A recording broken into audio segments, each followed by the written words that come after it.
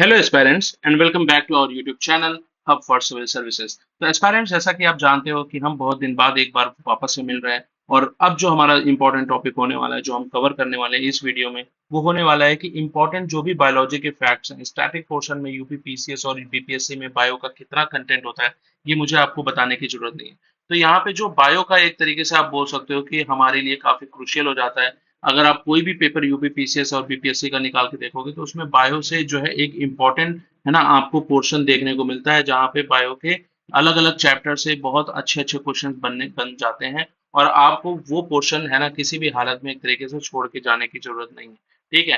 तो इस पूरे है ना प्रॉब्लम को देखते हुए मुझसे मतलब मेरे जो है ना, जिन लोगों ने इसको क्लोजली फॉलो किया है, जिन लोगों ने मेरे टेलीग्राम चैनल को क्लोजली देखा है, उनको पता होगा मैं भले ही वीडियोस एक तरीके से यूट्यूब पे नहीं डाल रहा था because of my health reasons और बाकी कुछ प्रायोरिटीज के कारण जो मेरे जॉब में चल रही थी, बट वहां पे मैं रेगुलरली अपडेट कर रहा था। अगर मेरे पास थोड़ा भी टाइम मिल रहा था तो मैंने वहां पे क्विज के फॉर्म में जो जो इम्पोर्टेंट टॉपिक है जो मैं रीड कर रहा हूँ, जो साथ में मैं कोशिश कर रहा हूँ कि इसको कंप्लीट किया जाए, तो वो चीज मैंने वहां पे डाली है। ठीक है। अब जो सबसे इम्पोर्टेंट है कि जैसे यहाँ पे मैंने देखा है कि अब जिन्होंने आर ओ आर ओ का एक तरीके से पेपर देखा होगा, बीपीएससी का डीएसओ का पेपर देखा होगा, तो उनमें उनको ये चीज पता होगी कि स्टैटिक पोर्शन है ना, स्टैटिक कुछ भी कर लो यार, आप करंट अफेयर कितना भी पढ़ लो, ठीक है, आप उसमें उतना श्योर नहीं हो सकते जितना कि आप स्टैटिक पोर्शन को अपना स्ट्रॉन्ग करके एक तरीके से सारी चीजों को कंप्लीट कर सकते हो।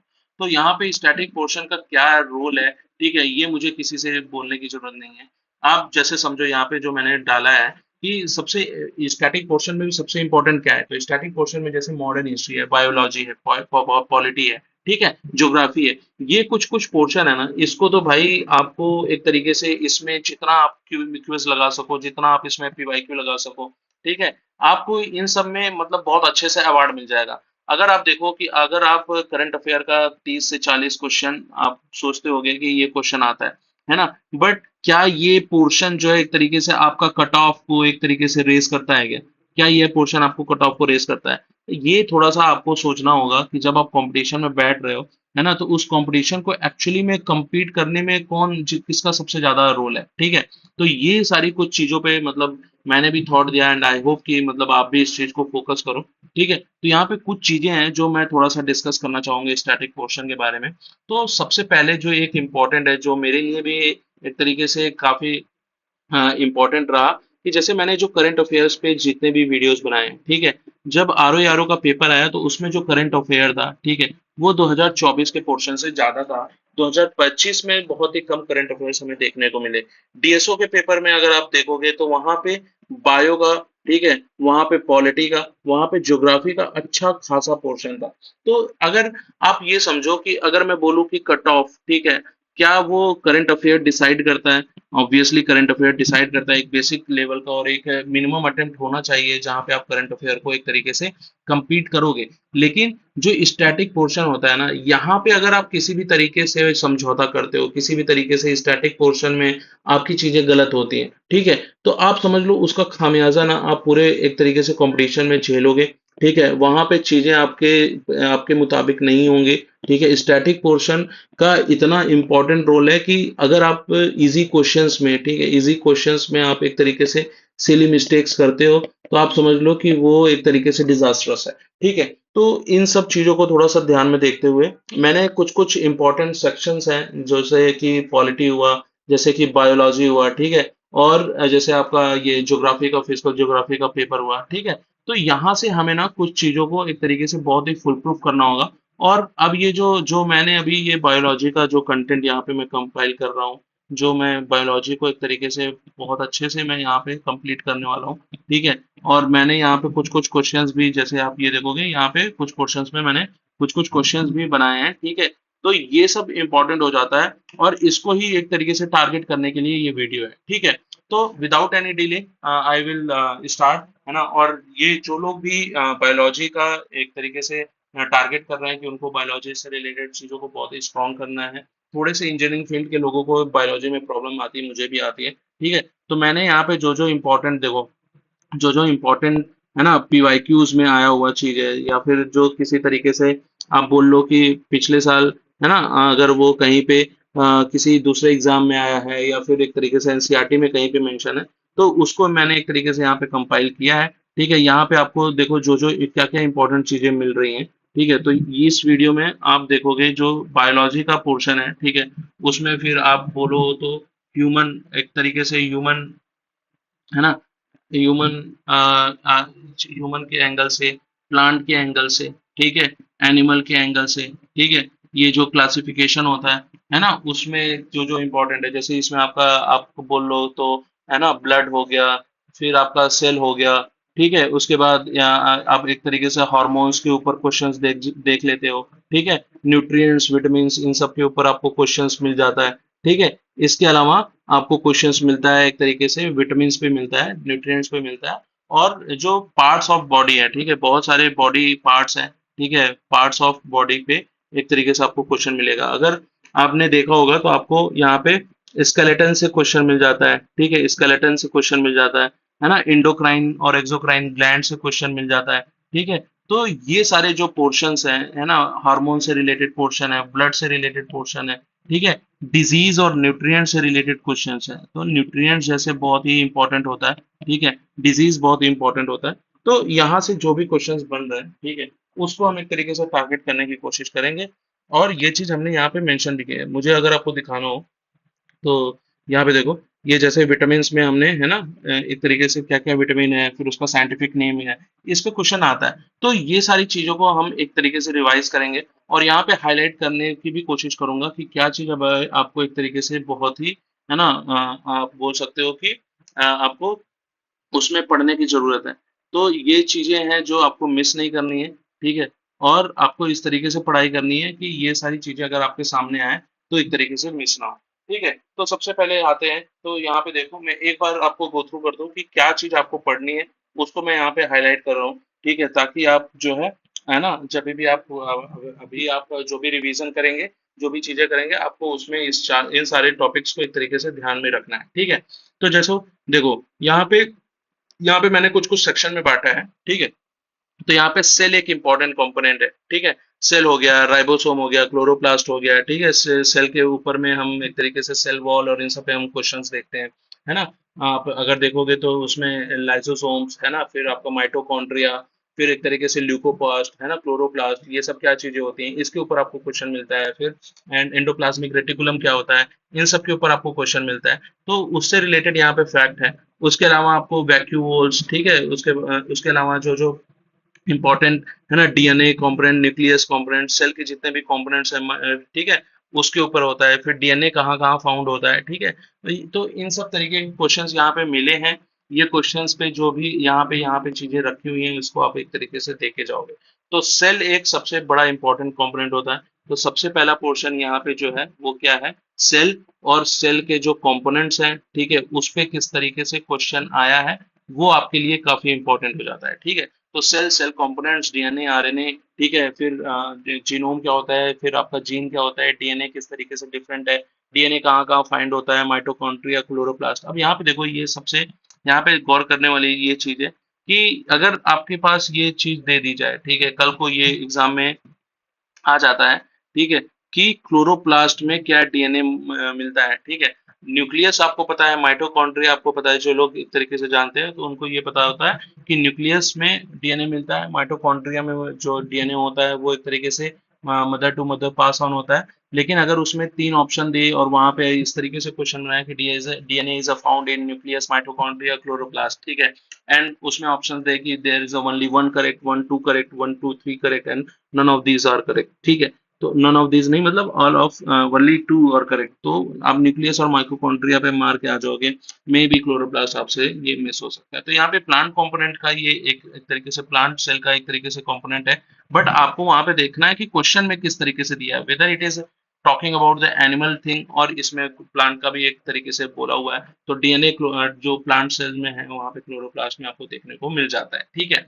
न्यूक्लियोलस की बात की हुई है, तो यहाँ पे चलो फर्स्ट क्वेश्चन से लेके चलते हैं। तो यहाँ देखो फर्स्ट स्टेटमेंट है, cell wall is rigid and gives definite shape and support to plant cell, सबको पता है। राइबोसोम्स है ना, ये एक तरीके से आपको पता होगा, एंडोप्लाज्मिक रेटिकुलम, राइबोसोम्स है ना, स्मूथ और रफ एक तरीके से आपको पता होगा, ईआर हमें देखने को मिलता है। और राइबोसोम्स का एक तरीके से इंपॉर्टेंट रोल किस में है, तो प्रोटीन सिंथेसिस में। तो यहाँ से ये चीज आपको एक तरीके से याद करनी है और इसको रिमाइंड करना है। तो ये वीडियो एक तरीके से आपका याद एक तरीके से है ना बैक ट्रेस करने के लिए काफी इंपॉर्टेंट है, ठीक है। राइबोसोम्स हमने पढ़ा, क्लोरोप्लास्ट हमने पढ़ा, क्लोरोप्लास्ट कहाँ मिलता है, क्लोरोफिल मिलता है कलर्स के लिए, और इसमें आपको पता है कि फोटोसिंथेसिस का प्रोसेस होता है। फोटोसिंथेसिस के प्रोसेस के ऊपर भी नीचे में क्वेश्चंस आपको मिल जाते हैं, ठीक है। तो आपने देखा क्लोरोप्लास्ट इंपॉर्टेंट है, ठीक है। इसके अलावा अब यहाँ पे ये जो चीज है ना, ये मैं देखते हुए चलूंगा, मैं इसको लिखते हुए चलूंगा कि मुझे कल को अगर रिवाइज करना होगा तो मैं इन सारी चीजों को देखूंगा, ठीक है।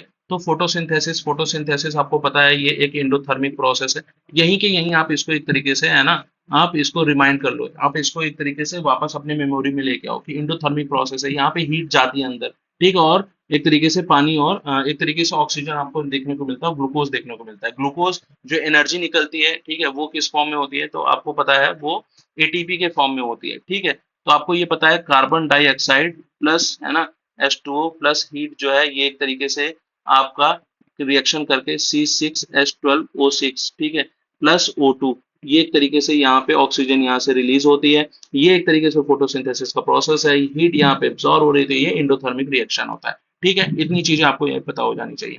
प्लास्टिड्स, प्लास्टिड्स आपको पता है थे, ये एक तरीके से फैमिली ऑर्गेनेल्स है जो कि प्लांट्स में पाए जाते हैं और एल्गल सेल्स में भी पाए जाते हैं, ठीक है। आपने देखा होगा कि बहुत सारे जिन लोगों ने यूपीएससी का एक तरीके से बायो का कंपोनेंट बायोटेक्नोलॉजी में देखा होगा, तो वहां पे प्लास्टिड्स है ना काफी इंपॉर्टेंट रोल प्ले कर देते हैं। कहाँ पे, बायोटेक्नोलॉजी में प्लास्टिड्स का काफी इंपॉर्टेंट रोल होता है, क्योंकि प्लास्टिड से हम एक तरीके से कॉपी करते हैं, ठीक है, फ्रॉम जैसे अगर आपको एक तरीके से, जैसे आपने देखा होगा कि पॉलीथीन में एक केमिकल चेन रिएक्शन होता है, उसी तरीके से अगर हमें किसी वैक्सीन के फॉर्मेशन में या किसी तरीके से कोई एक तरीके से बायोटेक्नोलॉजिकल मेडिसिन हमें बनानी है, तो वहां पे प्लास्टिड्स का काफी इंपॉर्टेंट रोल हो जाता है, ठीक है। तो यहाँ पे प्लास्टिड्स क्या है, एक फैमिली ऑर्गेनेल्स है प्लांट्स में, अल्गे सेल्स में, और ये फंक्शंस फोटोसिंथेसिस में, पिगमेंट स्टोरेज में और स्टार सिंथेसिस में इंपॉर्टेंट रोल प्ले करते हैं। तो यहाँ पे जो सबसे इंपॉर्टेंट चीज है कि प्लास्टिड्स का रोल स्टार सिंथेसिस में होता है, ये चीज आपको भूलनी नहीं।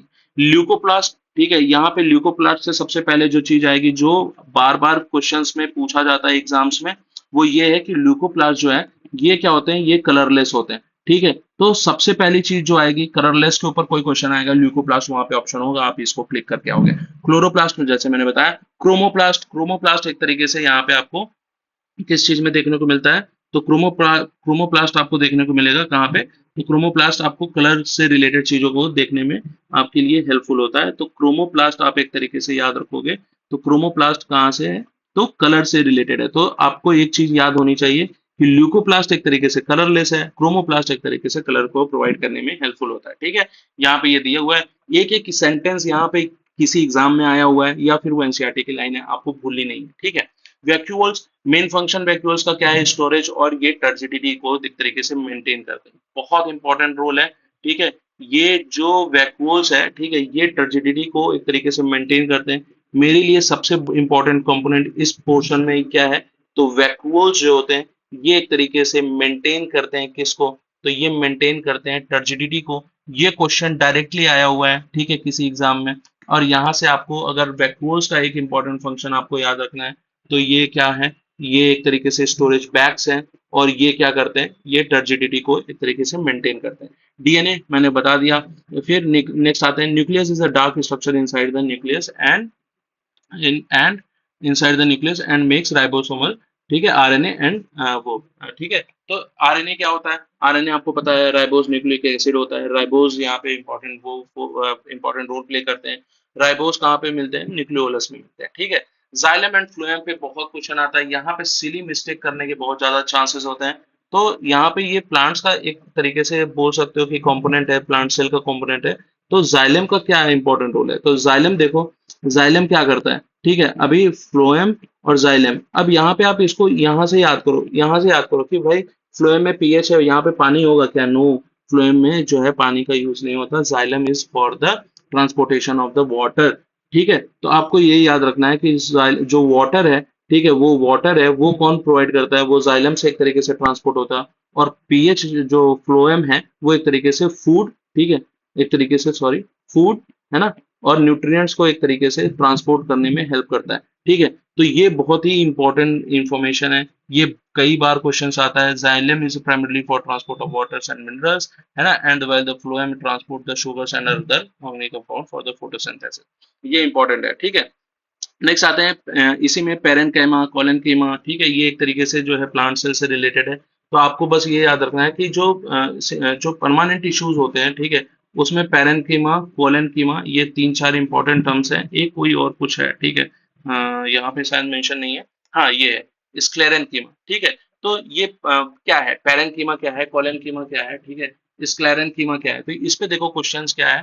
तो पेरेन्कीमा जो है, एक तो याद रखना है सिंपल परमानेंट टिश्यू है। ठीक है, ये जो है सॉफ्ट पार्ट में मिलते हैं। ठीक है, तो जो सॉफ्टनेस है, ठीक है, यहाँ से मेरे के लिए क्या इंपॉर्टेंट है, जो मैं क्या लिखूंगा यहाँ पे, ठीक है, यहाँ पे मैं लिखूंगा कि जो पेरेन्कीमा है, ठीक है, पेरेन्कीमा है, ठीक है, they are responsible for what, they are responsible for the soft part of the plant, soft part of the plant. तो सॉफ्ट पार्ट जो भी होगा प्लांट का, वो किसके बदौलत है, वो पेरेन्कीमा की वजह से है। ठीक है, अगर जो स्क्लेरेन्कीमा है वो क्या है, वो देखो एक तरीके से यहाँ पे लिखा है, has a thick dead cell and that give structural strength to the plant. तो जो आपका जो एक तरीके से बाहर का जो डेड डेड स्किन आपको देखने को मिलती है, तो वो किसकी वजह से है, स्क्लेरेन्कीमा की वजह से है। तो स्क्लेरेन्कीमा की वजह से, ठीक है, तो स्क्लेरेन्कीमा क्या है, डेड एंड थिक सेल। ठीक है, थिक जो एक तरीके से सेल होते हैं, ये एक तरीके से जो बाहर की छाल होती है वो आपको इससे देखने को मिलेगी। And collenchyma provides the mechanical support and flexibility to the plant. ठीक है, तो ये चीज आपको याद रखनी है। अब यहाँ पे देखो, meristematic tissues are actively dividing cells that help in the growth of the plant. तो ग्रोथ ऑफ द प्लांट में किसका हेल्प होता है, तो वो यूज होता है मेरिस्टेमेटिक, मेरिस्टेमेटिक। ठीक है, ये क्या है, टिश्यूज है। ठीक है, ये क्या है, टिश्यूज है। ठीक है, इनका हेल्प क्या करने में होता है, तो ये होते हैं ग्रोथ में एक तरीके से इंपॉर्टेंट फंक्शन प्ले करते हैं। ये डायरेक्टली ऐसे ही क्वेश्चन पूछा गया है। ठीक है, कि which of the following is actively dividing sales and that help in the growth of the plant. तो ग्रोथ ऑफ द प्लांट में किस टिश्यू का हेल्प होता है, वो होता है मेरिस्टेमेटिक, मेरिस्टेमेटिक टिश्यूज का। ठीक है, तो आपको ये याद रखना है। अब एपिकल मेरिस्टेम है। ठीक है, अभी इसमें जो मेरिस्टेमेटिक टिश्यू होता है, ठीक है, आपको वो पूरा पिक्चर नहीं याद करना है यार, आपको ये थोड़ा सा बायोलॉजी का ये जो कंपोनेंट है, ये आपको इस तरीके से याद करना है। तो अब जैसे कोई एक टिश्यू है, ठीक है, फॉर एग्जांपल उसका ये एक तरीके से पिक्चर है, तो यहाँ पे कोई एक कॉर्नर का पोर्शन होगा, कोई बीच का पोर्शन होगा, ठीक है, उसमें कुछ कुछ चीजें वहां पे लिखी होंगी। तो अब आप वो उस पूरे पिक्चर को आप नहीं रख सकते, तो आप बस ये याद रखो, ठीक है, कि कोई चीज ऑप्शन में जब आएगी तो मैं किस तरीके से दूंगा। तो यहाँ पे मैं जो क्वेश्चन जैसे बोल रहा हूँ, ठीक है, कि अगर मैं पूछूं which of the following stem, ठीक है, is located at root and shoot tips and causes the lengthwise growth. ठीक है, तो ये किसके लिए वजह से होता है, तो एपिकल मेरिस्टेम। ठीक है, तो एपिकल मेरिस्टेम जो है, ये आपको याद रखना है। अब जैसे मैंने बताया, मेरिस्टेमेटिक टिश्यूज जो होते हैं वो एक तरीके से हेल्प करते हैं किसमें, ग्रोथ में। तो एपिकल मेरिस्टेम जो है ये किसमें हेल्प करता है, तो ये आपको एक तरीके से ध्यान रखना है कि ये रूट और शूट में एक तरीके से टिप्स पे होते हैं। और ये लेंथ वाइज जो होती है, ठीक है, लेंथ वाइज ग्रोथ जो होती है उसके लिए रिस्पॉन्सिबल है प्लांट्स में, लेंथ वाइज ग्रोथ के लिए रिस्पॉन्सिबल है प्लांट में। तो ये इंफॉर्मेशन जब आपके पास आएगी वापस से, तो आप इस चीज को करके जाओगे। ठीक है, तो इस तरीके से आप ये इसको याद रखना। ठीक है, आते हैं नेक्स्ट। यहाँ पे देखो, plant tissues have sieve and tubes companion called phloem. ये फ्लोएम के बारे में कुछ चीजें हैं। ठीक है, नेक्स्ट आते हैं यहाँ पे हम ये बीच में थोड़ा प्लांट का सेक्शन आ गया था। ठीक है, उस टाइम पे पढ़ रहा हूँ तो यहाँ पे मैंने उसको यहाँ पे रख दिया है, बट डोंट वरी। ठीक है, नेक्स्ट आते हैं यहाँ पे देखो, अब स्केलेटन का एक यहाँ पे पिक्चर दिया हुआ है। ठीक है, तो थोड़ा इसको एक बार देख लेते हैं, जस्ट देखते हुए जाएंगे। ठीक है, आपको ताकि नाम एक तरीके से थोड़े से इंपॉर्टेंट आपको दिमाग में रहे। ठीक है, तो ये देखो, ये एक एक्सियल एक तरीके से स्केलेटन है। ठीक है, इसमें स्कल बोन्स है। ठीक है, इसमें ये क्या पोर्शन है, तो इसमें ये पोर्शन को स्कल बोन हम एक तरीके से बोल रहे हैं, यहाँ से यहाँ तक का। ठीक है, ये पोर्शन एक तरीके से आप बोल सकते हो कि वर्टिब्रल कॉलम है। ठीक है, अब ये जो वर्टिब्रल कॉलम है, ठीक है, अब यहाँ पे इसके ऊपर ना पूरी एक तरीके से जो हमारी क्लासिफिकेशन ऑफ ऑर्गेनिज्म है वो डिसाइड होती है। तो वर्टिब्रल कॉलम, ठीक है, वर्टिब्रल कॉलम जो है ये इनवर्टिब्रेट, और आपने ये पढ़ा होगा ना इनवर्टिब्रेट्स क्या होते हैं और वो क्या होते हैं। तो यहाँ पे मैं तुम्हें दिखाता हूँ, जस्ट अ सेकेंड।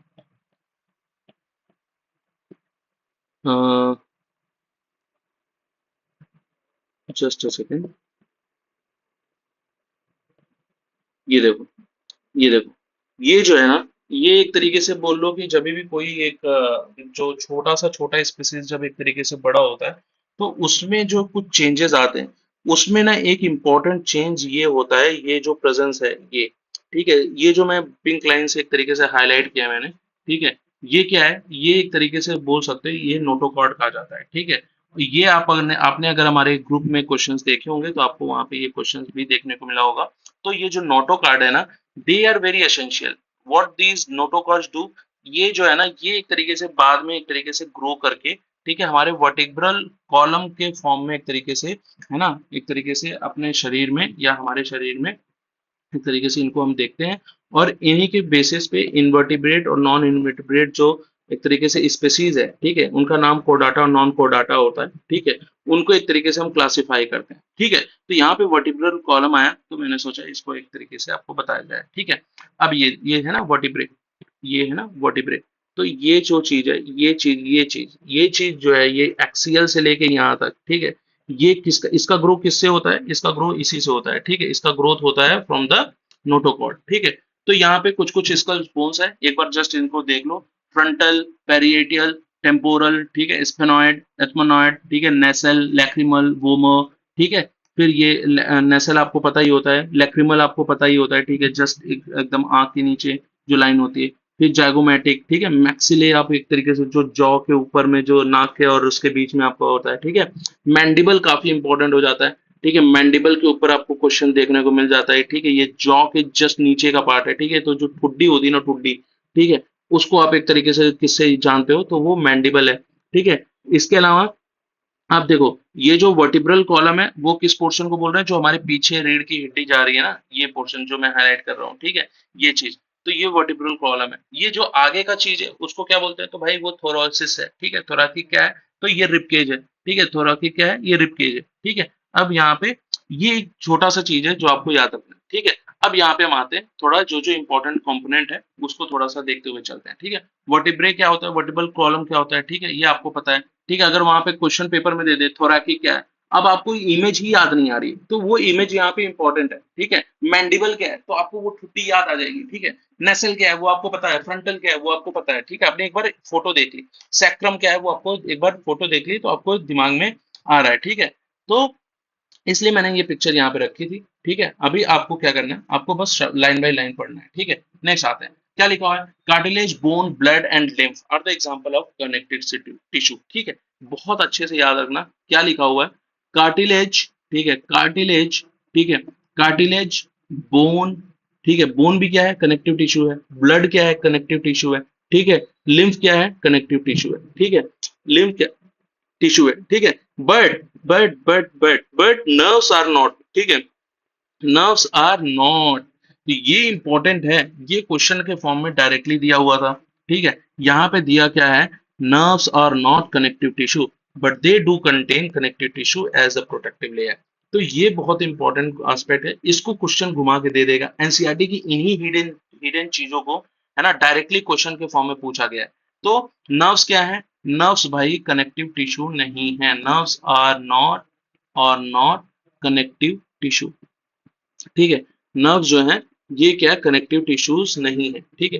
तो ये हमारे लिए काफी इंपॉर्टेंट हो जाता है, बट इनके अंदर होता है, कनेक्टिव टिश्यूज इनके अंदर होती है, ठीक है, इंपॉर्टेंट था, लिख लेना। skeletal muscles are the attached to the bones are voluntary and meaning we can control them consciously, ठीक है। अब देखो यहाँ पे क्लासिफिकेशन होता है किसका, इनवॉलेंटरी, ठीक है, इनवॉलेंटरी, ठीक है, कुछ कुछ चीजें वॉलेंटरी हम कंट्रोल करते हैं, कुछ कुछ चीजें इनवॉलेंटरी हम लोग कंट्रोल करते हैं, ठीक है।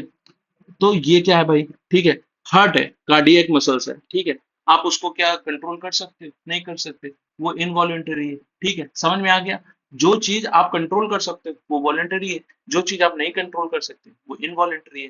तो जो कार्डियक मसल्स है, ठीक है, कौन सी मसल्स, यहाँ पे ही लिख लो, कार्डियक मसल्स है, ठीक है, वो क्या है, वो इनवॉलेंटरी है, वो क्या है, इनवॉलेंटरी है, ठीक है। आपको ये इंफॉर्मेशन यहाँ आ गई, उसमें दे देगा which of the following is voluntary और which of the following is involuntary, ठीक है। अब मुझे बताओ ऐसी और कौन सी मसल्स है जो इनवॉलेंटरी है, ठीक है। आप पलके झपकाते हो, ठीक है, क्या वो आप रोक सकते हो पलके झपकाना, कई लोग ट्राई करते हैं बट फिर भी वो झपकती है, ठीक है। तो पलकें हो गई, आपका कार्डियक मसल हो गया, ये सब क्या है, ये सब मसल्स आपके एक तरीके से बोल सकते हो कि है ना, इनवॉलेंटरी मसल है, ठीक है। अब स्केलेटल मसल्स क्या है, ये वॉलेंटरी मसल्स है, क्या है, वॉलेंटरी मसल्स है, ठीक है। नेक्स्ट आते हैं लिगामेंट्स, कार्टिलेज एंड टेंडन्स, ये चार इंपॉर्टेंट टर्म्स है, ठीक है। अब इसको देख लेते हैं थोड़ा, क्या है लिगामेंट्स, ठीक है, लिगामेंट्स, इसको देखेंगे।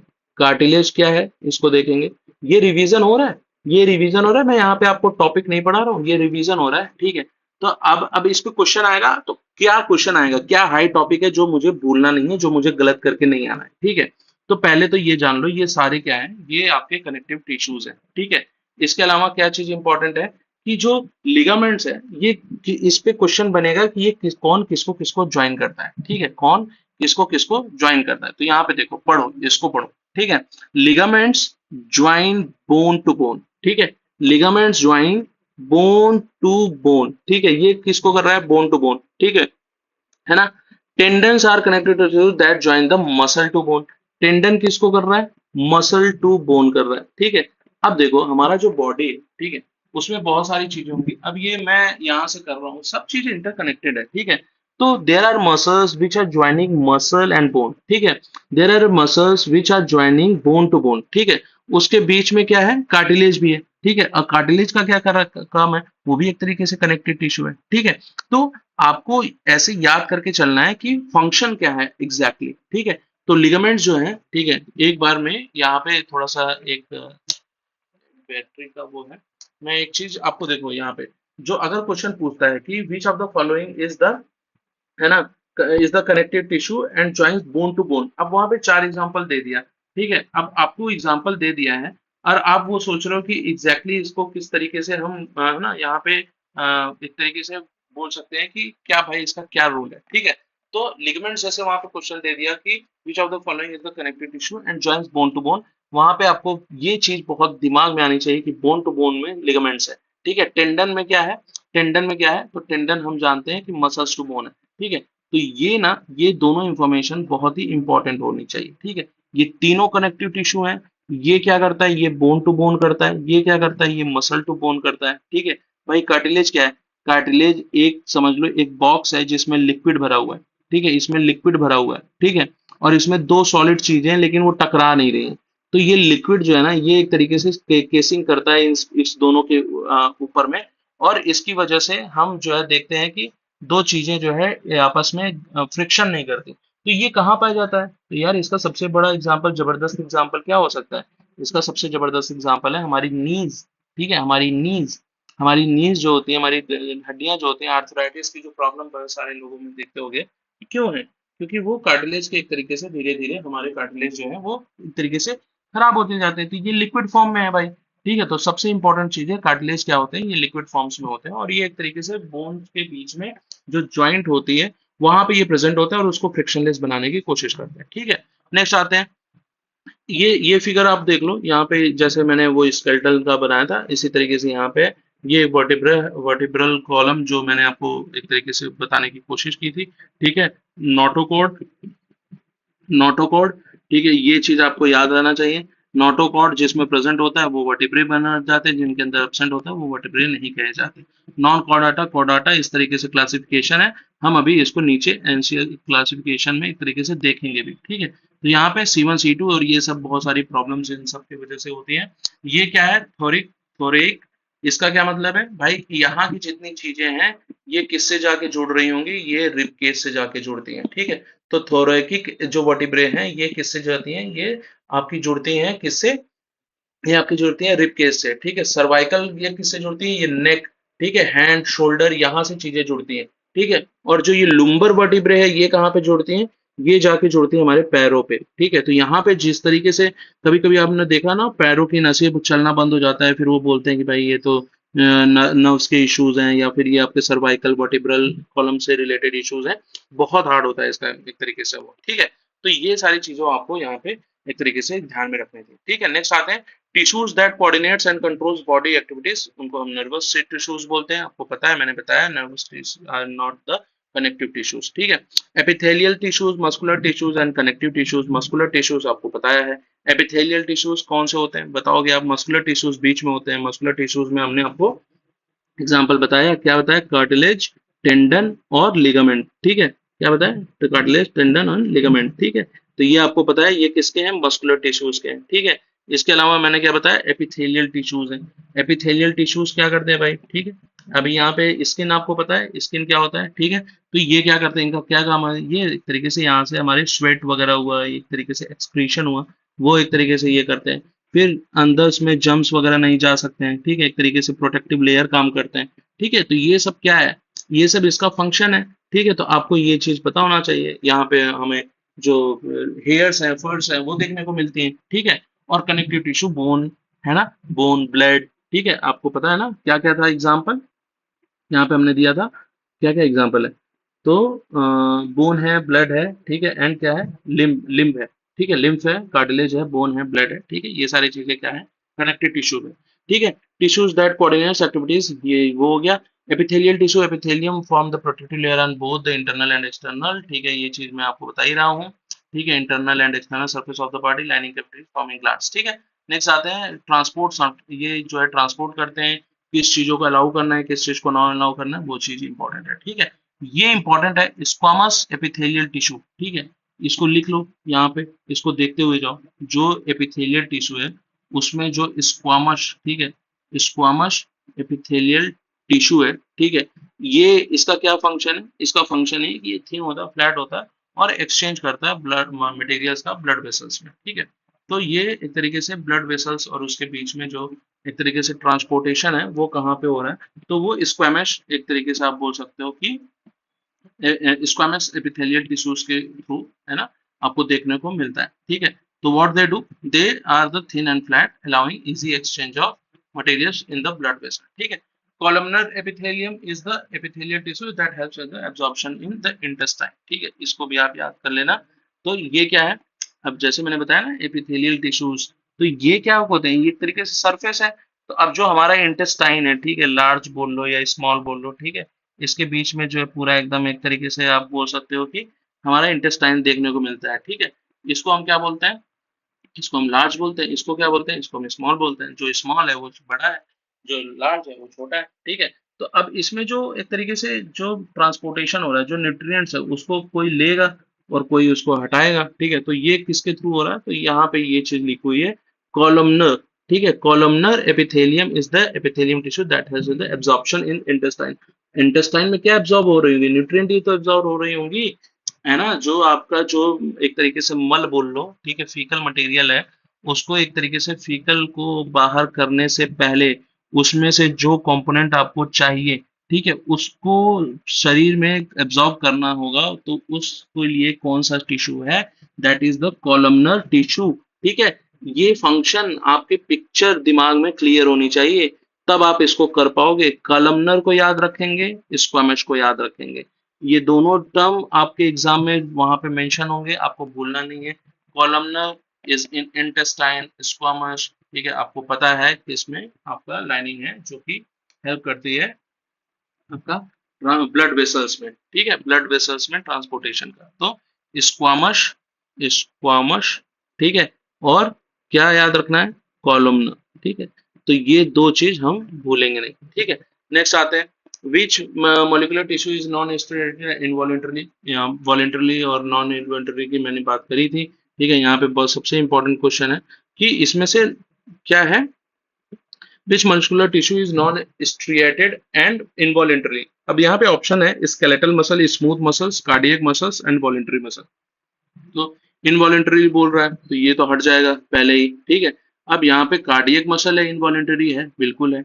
स्मूथ मसल्स, ठीक है, अब ये करेक्ट दिया हुआ है। What is this smooth muscles? तो यहाँ पे आपको ये याद रखना है कि ये जो यहाँ पे इस क्वेश्चन में, ठीक है, इस क्वेश्चन में ये जो टर्म है ना, नॉन स्ट्रिएटेड, इसकी वजह से इसका आंसर होगा smooth muscle. Otherwise most of the population will click on the cardiac muscle, but ये गलत है, ठीक है। तो अगर यहाँ पे क्या होता तो ये सही होता। यहाँ पे अगर ये नॉन स्ट्रिएटेड नहीं दिया होता और पूछता कि which of the following is involuntarily muscle, तो यहाँ पे स्मूथ मसल और कार्डियक मसल, दोनों ही मसल्स जो है इनवॉलेंटरी, ठीक है। तो आप याद रखो कि हमें क्या याद रखना है, हमें ये याद रखना है कि जो आपकी स्मूथ मसल्स है, ठीक है, ये भी एक तरीके से आपकी क्या है, आपकी एक तरीके से इनवॉलेंटरी मसल्स है, ठीक है। ये किस तरीके से है, ये आपकी इनवॉलेंटरी मसल्स हैं। अब आपको ये याद रखना है कि ये भाई ये कहाँ पाई जाती हैं, तो आपको ये है, आपको जैसे आपने बॉडी पार्ट देखा होगा, ठीक है, बॉडी पार्ट्स का जो खाली हिस्सा होता है ना, खाली हिस्सा वहां पे जैसे चेस्ट के नीचे, ठीक है, फिर आपको जो है छाती पे, ठीक है, इन सब जगह पे आपको ये चीज देखने को मिलती है, ठीक है। इनका भी मेन काम वही होता है, ब्लड वेसल्स के साथ में एक तरीके से इंटरेक्ट करते हैं और ये इनवॉलेंटरी जो है एक तरीके से एक्ट करते हैं, इस पे आपका कंट्रोल नहीं है, ठीक है। ये जो स्मूथ मसल्स हैं, मैं क्या बोलने की कोशिश कर रहा हूँ, ये जो आपकी एरिया है, जैसे आपका ये बॉडी है, ठीक है, अब ये आपका चेस्ट एरिया है, ठीक है, तो यहाँ पे जो अब जो कुछ कुछ पोर्शंस है वहां पे आपको ये मसल्स देखने को मिलती हैं, ठीक है। इन मसल्स के थ्रू क्या होता है, ये मसल्स इनवॉलेंटरी होती है, ये चीज इंपॉर्टेंट फैक्ट है। और दूसरा, अगर कार्डियक मसल्स और इसकी बात करें तो ये नॉन स्ट्रिएटेड होती हैं, और जो कार्डियक मसल होती है वो स्ट्रिएटेड होती है, ठीक है। तो ये इंपॉर्टेंट इंफॉर्मेशन है। स्मूथ मसल्स को आप एक अच्छे से तरीके से देख लेना, ठीक है। और इसको याद रखना कि these are also the involuntary. यहाँ पे क्या लिखा है, cardiac muscle is also involuntary but striated, ठीक है। नेक्स्ट आते हैं nervous tissue coordinates and controls body activities, पढ़ लिया। 80 bones are present in the human axial skeleton, कहीं कहीं क्वेश्चन पूछा है, नॉट सो इंपॉर्टेंट, बीपीएससी में इस तरह के क्वेश्चंस नहीं पूछे तो सही है। Vertebral column is made up of 26 vertebrae, 12 pairs in ribs, 12 pairs किसमें होते हैं, रिब्स में होते हैं। And mandible is the bone below the jaw line, हमने मैंडिबल की फोटो देख ली। Cartilage joins the axial skeleton ribs to sternum, sternum को आपको याद रखना है। फिर वही जो मैं बता रहा था, स्टर्नम आपको कहाँ देखने को मिलता है, तो स्टर्नम इज द, है ना, muscle which will you will see on the chest, ठीक है। ये आपको चेस्ट के पोर्शन में ये मसल आपको देखने को मिलती है। तो व्हाट विच जॉइंस इट, तो cartilage joins the axial skeleton ribs to the sternum, ठीक है। तो जैसे आपको ये फैक्ट आपको याद रखना होगा, यहाँ पे मसल टू बोन करके आप इसमें लिगामेंट नहीं मार के आओगे। स्टर्नम को जोड़ने वाला क्या है, यहाँ पे स्टर्नम को जोड़ने वाला क्या है, कार्टिलेज है, ठीक है। Cartilage joins the skeleton with this, ठीक है। तो ये काफी इंपॉर्टेंट है, इसलिए यहाँ पे ये चीज मेंशन है, ठीक है। तो यहाँ पे इसको याद रख लेना, cartilage joins the axial skeleton ribs to sternum, ठीक है। Sternum is a flat bone located on the front centre of the chest, तो ठीक है। ये चीज आप याद रखना, बायोलॉजी की चीजें, कुछ कुछ चीजें आपको लग सकती हैं हास्यास्पद, बट आप उसको एक तरीके से बायोलॉजी के स्टूडेंट के तौर पे इसको देख के चलो, ठीक है। यहाँ पे कोई भी हंसने की या फिर किसी तरीके से उसको अलग सेंस में ले जाने की जरूरत नहीं है, ठीक है। 22 bones are found in the human skeleton, hyoid bone, ठीक है। ये बोन जो है ये इंपॉर्टेंट है। अब यहाँ पे ये फिगर देखो, मैं फिगर लेके आता हूँ भाई। मैंडिबल हमने देखा था, हमने क्या देखा था, मैंडिबल हमने देखा था, ये जॉ लाइन पे। अब यहाँ पे ह्योइड बोन है, ठीक है। ये क्या बोन है, थोड़ा सा इमेज क्लियर नहीं होगा, थोड़ा सा बेयर करना, ठीक है। ह्योइड बोन कहाँ पे है, तो ये यहाँ पे, ठीक है, यहाँ पे। तो नीचे एकदम लैरिंग्स वगैरह जहां से हमारी आवाज निकलती है ना, उसके जस्ट पास में एक बोन है, ठीक है, जो यू शेप में होती है। क्वेश्चन ही है इस तरीके से पूछा गया है, ठीक है। विच of the following is the U shaped and present in the neck but does not articulate with any other bone, ठीक है। तो ये कौन सी बोन है जो एक तरीके से नेक में होती है, यू शेप होती है, बस किसी और तरीके से आर्टिकुलेट नहीं की जाती। तो हम इसको याद रखेंगे, यू शेप बोन इसका नाम है, वो बोन होगी ह्योइड बोन, ठीक है। फिर हमने मैंडिबल के बारे में पढ़ा, हमने मैंडिबल मैंडिबल को याद रखा, ठीक है। मैंडिबल को याद रखा, हमने स्टर्नम को याद रखा। स्टर्नम को जोड़ने वाला क्या है, स्टर्नम को जोड़ने वाला क्या है, कार्टिलेज है, ठीक है। यहाँ पे एक ये कहाँ पे पाई जाती है, तो ये आपका चेस्ट के, है ना, सेंटर में पाई जाती है, ठीक है। Organism live up 8 kilometre in air and 5 kilometre below sea level, ठीक है। तो ये देखो, यहाँ पे न्यूट्रिशन और ये सब कुछ चीजें आ रही हैं। तो देखो मैं बताता हूँ ये क्या है, अभी अभी के लिए थोड़ा सा इसको रखो, ठीक है। बस थोड़ा सा डिफिनीशन के ऊपर है, तो आप ये याद रखो, ऑटोट्रॉफिक, हेट्रोट्रॉफिक, ठीक है। क्लियरली इसके ऊपर में आपका एनसीईआरटी में चैप्टर दिया हुआ है, तो वो चीज यहाँ पे है, ठीक है। कीमोट्रॉफी क्या होती है, energy from the chemical process used to preparation, ठीक है, certain bacteria. Phototrophic, solar energy trap for the photosynthesis, सबसे ज्यादा प्लांट्स क्या होते हैं, फोटोट्रॉफिक होते हैं। ऑटोट्रॉफ्स वो होते हैं जो खुद खाना बनाते हैं। तो कई सारे ऑटोट्रॉफिक जो प्लांट्स हैं, उसमें कुछ प्लांट्स फोटोसिंथेटिक होते हैं, कुछ प्लांट्स जो होते हैं वो केमोट्रॉफिक होते हैं। तो केमोट्रॉफिक को भी आपको याद रखना पड़ेगा। हेट्रोट्रॉफिक में होलोट्रॉफिक, सैप्रोट्रॉफिक और पैरासिटिक, ठीक है। पैरासिटिक जो अपने, आपको पता है, होस्ट से लेते हैं, फंगाई, बैक्टीरिया, प्लांट्स, इन सबसे। ठीक है। सेप्रोट्रॉफिक क्या होता है, feed on dead decaying animal, ठीक है, जैसे आपको पता है बैक्टीरिया एंड फंगाई।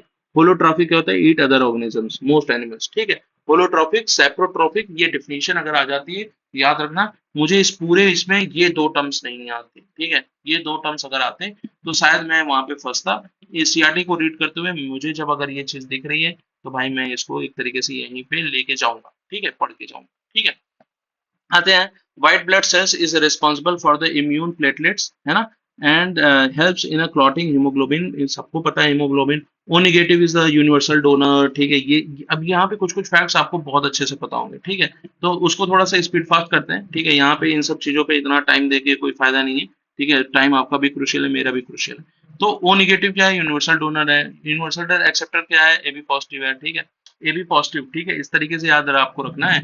यहाँ पे क्या चीज मिसिंग है, यहाँ पे दो चीज है। यहाँ पे अब हम ब्लड सेक्शन में आ गए, तो ओ निगेटिव और ए बी पॉजिटिव, ठीक है, क्या है, ये क्या है, ये एक्सेप्टर है, ठीक है, और ये क्या है, ये डोनर है, ठीक है, ये डोनर है और ये क्या है, एक्सेप्टर है। यूनिवर्सल की बात हो रही है, ठीक है, इस तरीके से याद करेंगे। ग्लाइकोलिसिस ऑकर्स इन माइटोकॉन्ड्रिया, ठीक है, ये एक प्रोसेस है। ये आपको प्रोसेस ग्लाइकोलिसिस में क्या होता है, ये चीज आपको याद रखनी है। R H factor is a type of antigen. Antigen क्या होता है, एंटीजन का इम्यूनिटी से क्या रिलेटेड है, ऑटो इम्यूनिटी क्या होती है, ठीक है। फिर आपका टी सेल्स क्या होते हैं, ठीक है, तो ये सब चीजें आपको याद रखनी है, ठीक है। यहाँ पे एंटीजन आ रहा है, एंटीजन से आपको इम्यूनिटी पता होनी चाहिए। ऑटो इम्यूनिटी क्या होती है वो पता होना चाहिए, ठीक है। टी सेल्स क्या होते हैं वो आपको पता होना चाहिए, ठीक है। अब ऑटो इम्यून डिजीज होता है तो उसमें किस किस किसकी वजह से क्या होता है, तो आपको ये सारी चीजें पता होनी चाहिए। कार टी सेल थेरेपी आपको पता होनी चाहिए, ठीक है। तो ये सारी चीजें आपको यहीं पे यहीं आपको दिमाग में आ जानी चाहिए, ठीक है। यहाँ पे एक इंपॉर्टेंट चीज है कि R H factor is type of antigen. R H factor mismatch, ठीक है, ये मिसमैच प्रॉब्लम्स करता है ड्यूरिंग प्रेगनेंसी। तो ये क्वेश्चन पूछा गया है। आर एच अगर पॉजिटिव है और बच्चे में निगेटिव है तो फीटस का एक तरीके से आप बोल सकते हो कि, है ना, एक तरीके से उसका आपको एक गलत वो प्रभाव देखने को दिख सकता है, ठीक है। और मिसकैरेज में काफी बड़ी प्रॉब्लम इसका देखने को मिलती है। RH factor is a protein that is found in RBC, ठीक है। जीन क्या है, जीन जो है सेगमेंट होते हैं, ठीक है, जीन जीनोम्स, ठीक है। फिर कोडेड पार्ट कोडॉन्स क्या होता है, ठीक है, जीन जीनोम्स कोडॉन डीएनए, ठीक है, क्रोमोसोम्स, है ना, ह्यूमन में कितने क्रोमोसोम्स होते हैं, ठीक है। जो स्पर्म होता है, ठीक है, आपको ये चीज याद होनी चाहिए कि स्पर्म्स जब एक तरीके से जब फर्टिलाइजेशन के पहले जब हैप्लॉइड फॉर्म करते हैं, ठीक है, एक होता है हैप्लॉइड एक होता है डिप्लॉइड। तो हैप्लॉइड के टाइम पे उनमें जो क्रोमोसोम्स होते हैं वो सिर्फ 23 होते हैं। क्वेश्चन अगर आ जाता है कि 46 होता है तो आपको वहां पे, ठीक है, थोड़ा सतर्क होने की जरूरत है, ठीक है। तो ये सारी चीजें कुछ कुछ इंपॉर्टेंट होती हैं, तो आपको यहाँ पे ध्यान देके चलना है, ठीक है। अब यहाँ पे आते हैं, DNA found in nucleus chloroplast and mitochondria, हमने ऊपर में देखा हुआ है। Bloods are used for transportation for nutrients and regulation of body, यहाँ पे ये इंपॉर्टेंट है, रेगुलेशन ऑफ बॉडी टेम्परेचर भी करते हैं, but they do not produce hormone. Plasma is yellowish fluid and plasma transports hormones based materials and materials, ठीक है। Plasma के बारे में डिफरेंस आपको पता होनी चाहिए। Trachea is supported by cartilaginous rings, ठीक है, ट्रैकिया कहाँ पे होती है ना, आपको ये चीज पता होनी चाहिए। लंग्स के आसपास में, लंग्स कहाँ पे होता है, हार्ट कहाँ होता है, ये सब आपको पता होना चाहिए। ये किससे सपोर्टेड होता है, कार्टिलेजियस रिंग्स होती है। आपको रिब्स के बारे में मैंने बताया था, वर्टेब्रल कॉलम में थोरैक, है ना, वो थोरैकिक क्या है वो आपका आपको पता है पोर्शन वर्टेब्रे का, ठीक है। Oxygen diffuses into the blood, lungs are the excretory organ, ठीक है। लंग्स क्या होते हैं, ये एक्सक्रेटरी ऑर्गन होते हैं, ठीक है। ये चीज बहुत ही इंपॉर्टेंट है, ये चीज आपको एक तरीके से रट के रखना है, ठीक है। लंग्स जो होते हैं वो एक तरीके से एक्सक्रेटरी ऑर्गन होते हैं। ये चीज कहीं पे आपको मिलेगी नहीं, एनसीईआरटी में ये चीज लिखी हुई है, ठीक है। Blood group A B O, ठीक है, ये सब क्या है, ट्रांसफर फैक्टर क्या है, ठीक है, डोमिनेंस फैक्टर, ये सब हमें पढ़ने की जरूरत नहीं है। O negative is the universal donor, A B positive is the universal acceptor. Liver breaks and the haemoglobin into the, ये क्या है, लीवर जो होता है ये हीमो ब्रेक डाउन करता है हीमोग्लोबिन इनटू बिलीरुबिन, ठीक है, और बिलीवर्डिन, ठीक है, and act as excretory organ in kidneys, ठीक है। तो ये क्या होता है, लीवर जो होता है एक तरीके से एक्सक्रेटरी ऑर्गन के तौर पे काम करता है। बिलीरुबिन और बिलीवर्डिन एक तरीके से ये हीमोग्लोबिन को इन दो चीजों में तोड़ता है, ठीक है। किडनीज क्या होती हैं, किडनी में आपको बॉमन कैप्सूल के बारे में पता होना चाहिए, ठीक है। यहाँ पे हेनले ट्रांसपोर्ट करता है आपका वाटर में, रिअब्सॉर्ब करता है वाटर को और सॉल्ट को to produce the to concentrate urine, ठीक है। इंडिया में यूरिया कहाँ पे फॉर्म होता है? ये फॉर्म होता है लीवर में। यूरिया कहाँ फॉर्म होता है? यूरिया फॉर्म होता है कहाँ पे? लीवर में। ठीक है, ये यहाँ पे ये जो बिलीरुबिन बिलीवर्डिन है ना, ये सब टूट के क्या बन रहा है? ये यूरिया बन रहा है। ठीक है, ये क्या बन रहा है? ये यूरिया बन रहा है। ठीक है, किडनी क्या करता है? बॉमन कैप्सूल है, प्लाज्मा जो है लूप ऑफ जो है हेनले जो है वाटर को रीअब्सॉर्ब करता है और सॉल्ट को कंसंट्रेट करता है तो यूरिन में। ठीक है, ADH that is anti diuretic hormone. ठीक है, एडीएच क्या है? ये एंटी डायूरेटिक हार्मोन है। ठीक है, प्रमोट्स वाटर रीअब्सॉर्प्शन, है ना। वेयर एज अडल्ट एडल्ट एंडोस्ट्रॉन जो है regulate sodium and potassium balance. बहुत इंपॉर्टेंट है। ठीक है, यहाँ पे इसको रखो। ठीक है, ये एडीएच, ठीक है, एल्डो स्टेरॉन। ठीक है, स्टेरॉन। ठीक है, इसका किसमें है? पोटेशियम। और किसमें हमने देखा? And sodium. इसको एक तरीके से कंट्रोल करने का जिम्मा किसको जाता है? एल्डोस्टेरॉन को जाता है। और एडीएच एक तरीके से कंट्रोल करता है किसको? तो ये रीअब्जॉर्प्शन ऑफ वाटर करता है। एडीएच को हम वापस किस में जानते हैं? वैसोप्रेसिन में जानते हैं, वैसोप्रेसिन में जानते हैं। ठीक है, तो वैसोप्रेसिन किसका नाम है? एडीएच का ही नाम है। आपको कहाँ से पता होना चाहिए? ये कहाँ बनता है? एड्रेनल ग्लैंड में बनता है। ठीक है, तो किडनी, बॉमन कैप्सूल। ठीक है, Bowman capsule filters plasma and loop of Henle reabsorbs water. ठीक है, ये इंपॉर्टेंट है कि जो बॉमन कैप्सूल है इसका क्या काम है? तो बॉमन कैप्सूल का काम है कि ये तरीके से फिल्टर करता है किसको? प्लाज्मा को। ठीक है, और जो रिंग ऑफ क्या है? Loop of Henley. ठीक है, सॉरी, यहाँ पे ये इंपॉर्टेंट है भाई, जो मैं यहाँ पे लिख रहा हूँ this is important, that's why I am writing it separately. ठीक है, लूप ऑफ हेनले ये रीअब्सॉर्ब्स वाटर। ठीक है, रीअब्सॉर्ब्स वाटर। ठीक है, एब्सॉर्ब्स वाटर। ठीक है, अब ये रिजॉर्प्शन के लिए सबसे इंपॉर्टेंट क्या है? एडीएच है। एडीएच को हम वैसोप्रेसिन से भी जानते हैं। ठीक है, और हमने ये एल्डोस्टेरॉन देखा, ये पोटेशियम और सोडियम के बैलेंस के लिए इंपॉर्टेंट होता है। The correct sequence of urine formation in filtration, reabsorption and then secretion. तो पहले फिल्ट्रेशन होता है, फिर रीअब्जॉर्प्शन होता है, सिक्रेशन होता है। फिल्ट्रेशन कौन करता है? ऑब्वियस सी बात है, बोमेन कैप्सूल करता है। रीअब्जॉर्प्शन कहाँ होता है? लूप ऑफ हेनले होता है। ठीक है, एंड देन सिक्रेशन होता है। लूप ऑफ हेनले में रीअब्जॉर्प्शन होता है, एडीएच वैसोप्रेसिन वहां पे काम करता है, एक तरीके से इंपॉर्टेंट रोल प्ले करता है, और ये होता है। किडनी इंपॉर्टेंट है। यूरिया कहाँ बनता है? लीवर में बनता है। किडनी में कंफ्यूज मत होना। ठीक है, the correct sequence of the urine formation ये हो गया Bowman capsule reabsorption is the tubules, finally secretion of waste into the tubules, maximum water reabsorption take place in the proximal converted। ठीक है, tubules। ठीक है, so इतना important नहीं है। stones are basically, हाँ यहाँ पे ये इंपॉर्टेंट है कि स्टोन्स किसकी वजह से बनते हैं? तो ये कैल्शियम ऑक्सलेट। ठीक है, तो आपको पता होगा ऑक्सलिक एसिड हमें कहाँ से मिलता है। ठीक है, तो वो इंपॉर्टेंट रोल प्ले करता है, इसलिए कभी कभी हमने सुना होगा कि आपको जब भी स्टोन्स की प्रॉब्लम हो तो ये सारी चीजें नहीं खानी चाहिए। तो वो कौन सी चीजें हैं? सोर्सेज जो कैल्शियम ऑक्सलेट बनाती हैं। ठीक है, Malpighian body is equal to glomerulus and Bowman capsule. ठीक है, तो ये Malpighian body is equal to, इन दोनों को मिला के, ठीक है, ग्लोमेरुलस एंड बॉमन कैप्सूल को मिला के मल्फिजियन बॉडी हम एक तरीके से बोलते हैं। ठीक है, resin, latex and oxygen are the excretory products of the plants. ये आपको पता है, ऑक्सीजन हमें वहां से निकलता है, एक्सक्रीटरी प्रोडक्ट है। रेजिन एक तरीके से आपको पता है, जो गोंद के तरीके से हमें देखने को मिलता है। In hemodialysis, waste diffuses from the patient blood to dialysis fluid and semipermeable membrane. Amphibian excrete urea। ठीक है, यहाँ पे इंपॉर्टेंट क्या है? हम यूरिया निकालते हैं। ठीक है, हम क्या निकालते हैं? यूरिया निकालते हैं। ठीक है, यहाँ पे फिशेस क्या निकालती हैं? फिशेस जो होती है ना, फिशेस ये एक तरीके से अमोनिया निकालती है। ठीक है, तो ये इंपॉर्टेंट फैक्ट है, ये आपको भूलना नहीं। हाँ, क्या है? फिशेस जो होती हैं वो एक्सक्रीट करती हैं अमोनिया को। ठीक है, हम यूरिया को। ठीक है, the cramps and the pains ये किसकी वजह से होता है? लैक्टिक एसिड की वजह से होता है। क्रैम्प्स जो आते हैं हमारे लिगामेंट्स में और मसल्स में, वो किसकी वजह से होता है? तो वो होता है लैक्टिक एसिड की वजह से। During inhalation the volume of increases and pressure decreases and the diaphragm contracts and the expands thoracic cavity, ये हमने बताया था, है ना, resulting in decrease in pressure and average human breath 12 से 16 टाइम्स पर मिनट। ठीक है, तो कितने टाइम पे हम लोग ब्रेथ करते हैं? 12 टू 16 टाइम्स एक तरीके से ब्रेथ हमें देखने को मिलता है। और जो चीज यहाँ पे लिखी हुई है कि जब डायफ्राम एक तरीके से फूलता है तो प्रेशर एक तरीके से, है ना, increase in lung volume and resulting in the decrease in pressure. तो जब फूलेगा तो डिक्रीज होगा प्रेशर। और ये चीजें, ये एग्जैक्टली सदस्य पूछ लेगा, एनसीईआरटी में गिवन। एलोविलाई जो होता है ये एक तरीके से increases the surface area and exchange of gases take place यहाँ पे, ठीक है। ब्रोंकाई, एलोविलाई, ये सब आपका लंग से रिलेटेड चीजें यहाँ पे पूछ सकता है। Haemoglobin has a high affinity for the oxygen, आपको पता है। Earthworm, moist critical insects, trachea, fishes, gills, birds and reptiles with lungs, ठीक है। यहाँ पे ये क्या चीजें दी हुई है?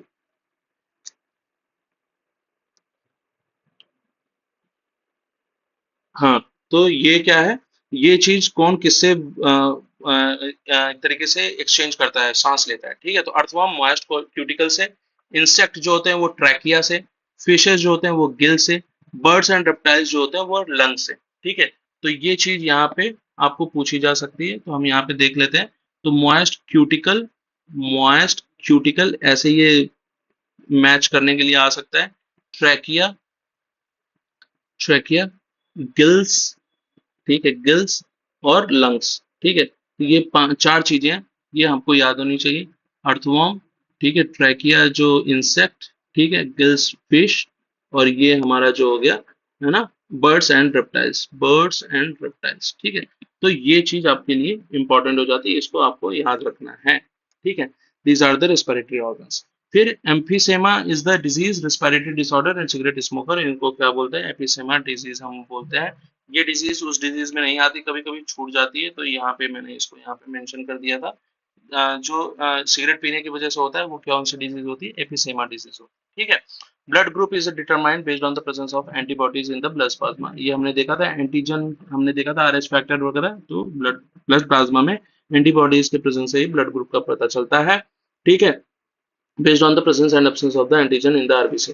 Among uric acid, ammonia, and urea, carbon dioxide, uric acid is the least toxic. Uric acid is the least toxic and ammonia is the most toxic. ठीक है, तो यूरिक एसिड सबसे कम टॉक्सिक है, अमोनिया सबसे ज्यादा टॉक्सिक है।